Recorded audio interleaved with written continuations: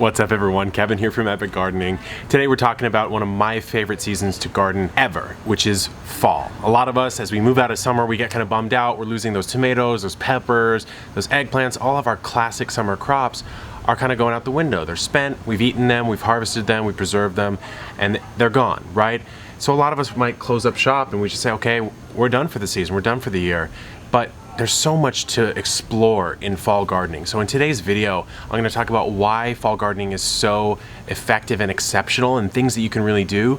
But we're also going to give you a complete understanding, or at least the way I think about growing in fall. So that includes crop selection all the way down to certain cultivar selection, as well as how to know. I think the biggest question people have is, when do I start my fall crop so that they don't get killed by the frost, and how do I make sure that that's all perfect?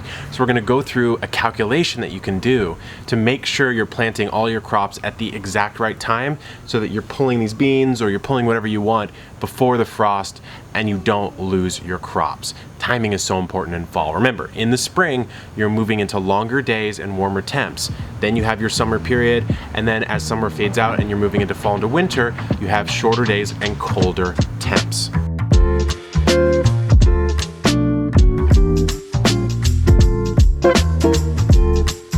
So the first thing that you have to think about when it comes to fall gardening is, what plants can I even grow? So there's a lot of plants that work, and of course it is zone dependent or climate dependent, but the things that should come to the top of your mind, most root crops, your radishes, your turnips, your carrots, your beets, all do fantastic.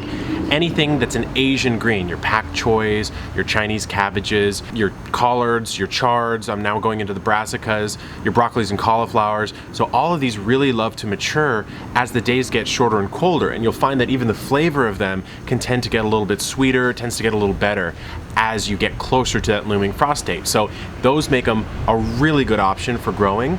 Now, to speak nothing of the plant, but to get into the specific cultivar. So even in the world of radishes, you have your almost 25-day radishes all the way up to like a 55, 60-day radish, like a large daikon radish. And so depending on your frost date, you're gonna wanna be choosing varieties that are maturing at the appropriate time. So if you know you only have about 45 days until your first frost, you certainly don't want to choose a 55-day radish. You may want to choose a 30, 35, 45-day radish, and then you know you're going to get it out in time. But now we're going to get into exactly how to calculate your fall planting time. Okay, so here we have the fall planting calculator. This is the way that I like to do it. Yes, it's a little technical, but it does guarantee that you're going to get it right. So the thing to think about before we even get into this is, when you're thinking about planting in fall, you have to think backwards in time, because you have the date that many of your plants will die. If you have a killing frost, it's named that for a reason, right? Things will die if they get hit by temps that are that low.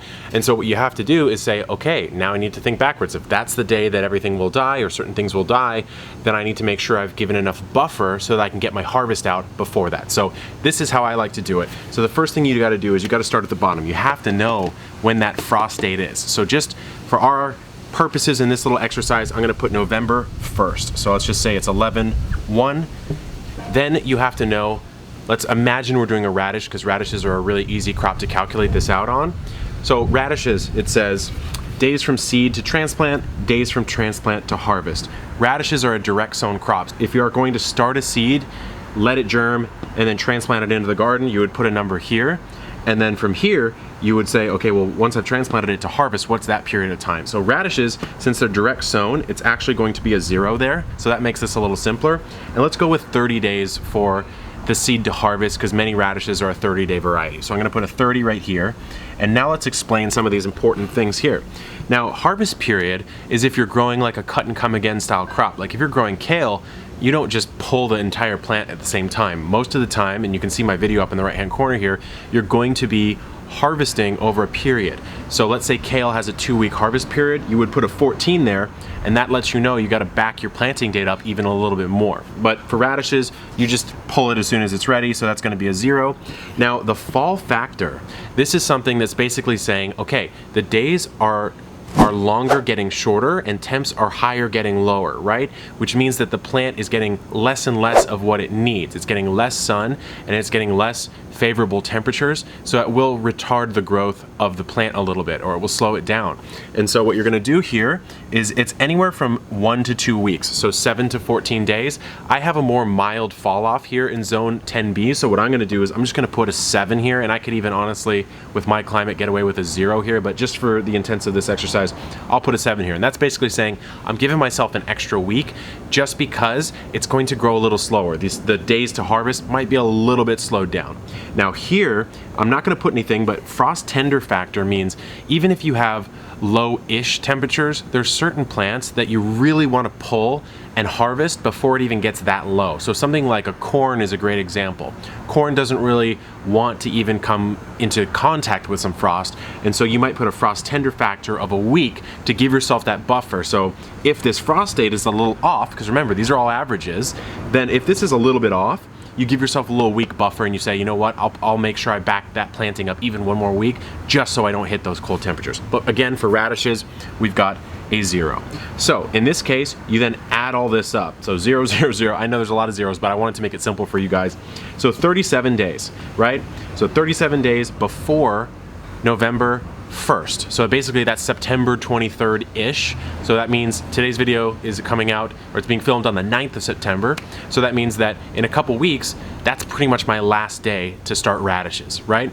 And so now what we're gonna do is I'm gonna bump you in to my little planting spreadsheet to show you kind of how I calculate all this stuff. And the only reason I do it this complex is because I'm trying to really, really perfect it and make sure I have everything pumping out so I can show you guys everything that's going on. If you're more of a laissez-faire gardener, you can just be much more calm about this. You don't have to go this crazy, but I do wanna kind of teach you this is the mentality that certainly like an urban farmer or a farmer would be thinking on, because they can't really get this stuff wrong. So if you want to guarantee success, then this is a really good way to do it. Let's go ahead now, hop on the computer and take a look at my planting spreadsheet. So guys, here's my fall planting calendar and schedule and spreadsheet. So this is just a map of the front yard, and the numbers here up here correspond to the different beds, the bed numbers. And then all the numbers within the beds, these are all 1 square foot, correspond to the plants that I'm putting in there. So this is just my way of visualizing the garden. But the real special sauce, in my opinion, and it talks about the planting calculator that we just talked about, is right here. So you've got your crop name, the date you planted it, how many you planted, in which bed,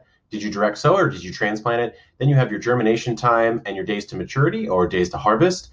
And then you have the spring and fall factor, and it spits out an expected harvest. So let's say you take a look at this red Ursa kale right here. So I sowed those seeds on the 5th of September, sowed 4 of them, and they're going to go in bed 3. So if we go over here, we say, okay, bed 3, there it is. It's going to be number 7, so it's going to be right there in the bed, right? Then you've got germination time and days to maturity. So 5 plus 65, about 70 days, plus another 7 for that fall factor means that if I plant it on the 5th of September, it's coming out of the ground on the 21st. And of course, I could also add that harvest period in here as well, maybe another 14 days. So that would push it more towards the beginning of December. But that's basically it. The other thing that I really like about the spreadsheet that I made here is it's a little space calculator. So if you say, okay, I have 10 square feet available, it will tell you, okay, you can plant this many of a particular plant. So you could say, okay, well, basil is about 4 per square foot. If you really want to cram it in there, you can get 40 in 10 square feet. So if you have, a couple square feet left in a bed, you say, okay, I have 2 square feet left and I want to put some chard in there, I need to be starting 8 plants. So that's what I really like about this spreadsheet. Just something I whipped up really quickly to help me visualize fall and really squeeze things out. Because what I can do now is I can say, okay, well, if all of the plants in this bed are 30, 45-day crops, I know they're coming out at a certain period of time, then I know how to start succession sowing and really getting into my next level of planting. So that's that. I hope that was really helpful on just the planning. And I know this is very analytical and nerdy. It's the way that works for me. A lot of people are more intuitive about it or aren't quite as particular about it, and that certainly works perfectly fine. So now we're here in the front yard. All the seeds that you saw in the spreadsheet Most of them have been started, most of them have germinated, so I just got finished putting a lot of these in. And so what I like to do really depends on the type of seed. So for certain things like all my leafy greens, I prefer to start and then transplant in, just because it just helps with germination. It seems like I get a little more success rate there. I can guarantee they germinate without drying out. There's some carrots and radishes, a lot of root crops in this secondary bed here, and you'll see this little frost blanket here. This is a really helpful tip. You can use burlap, you can use a wooden board, you can use frost blanket, something like that. What you're trying to do when you're doing these carrots, which are very sensitive germinators, the seed is tiny, if they germinate and dry out at all, they just die. You want to put some sort of cover over the top to make sure that that moisture is held in when you're doing these fall root crops, like a carrot or a turnip or something like that. So that's what I've done here. I sowed these just a few days ago, so it'll take a little bit of time for them to come up. They haven't come up quite yet. And I make sure that my drip is run every day. I make sure that I might even hand water over the top just to make sure that they're nice and moist. So that's a good fall crop germination tip. But I just got a couple more things to put in here. I got some daikon radish that I actually did start in a seed tray just because I wanted to experiment with it. So that's gonna go in this over here. And really guys, fall is such a fun time to garden. I can't wait to show you guys what's going on in these beds as we move into the next couple of months. So if you have any fall gardening questions, any specific things, definitely drop them down below. But for now, I'm gonna get back to work. I'll see you on the next one. Good luck in the garden and keep on growing.